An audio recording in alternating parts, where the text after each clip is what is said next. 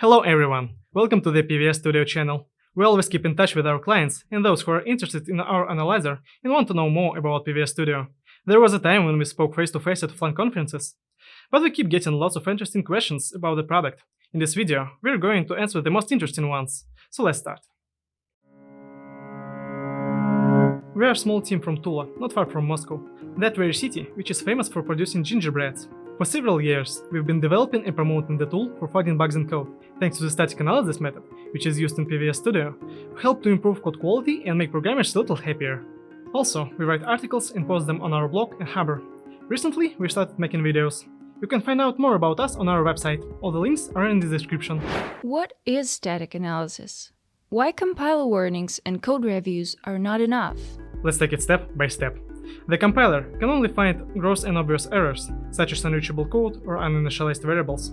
As a secondary task, we also detect errors for a compiler. Code review is a great, time-tested concept.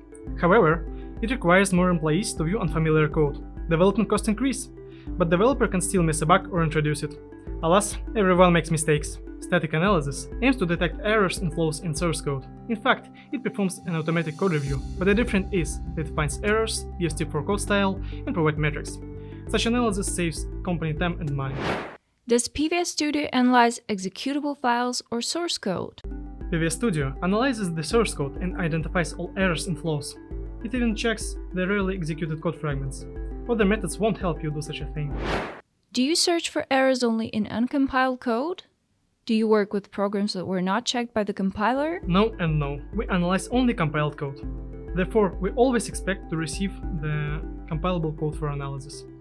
Of course, you can run the static analysis if you already have the list of compilation units. However, we do not recommend such approach.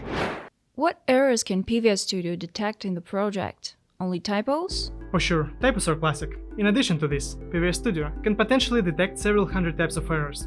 For example, null pointer dereference, division by zero, always true-false conditions, incorrect index operations, array index out of bounds, and much more.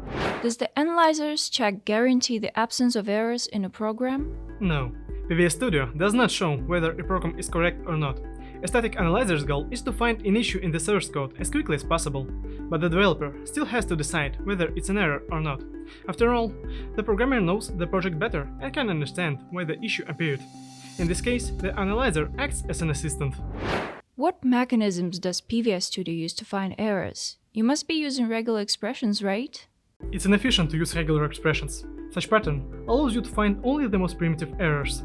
For example, in these conditions, two identical subexpressions are compared. Even a small change in the code, without affecting its logic, is most likely to confuse such a static analyzer. We use various technologies that allow us to understand what exactly is happening in the code.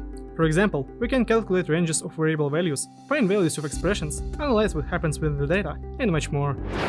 Do you check the PVS Studio code with PVS Studio?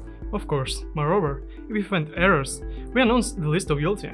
Those who made an error are not allowed to take the ice cream from the freezer.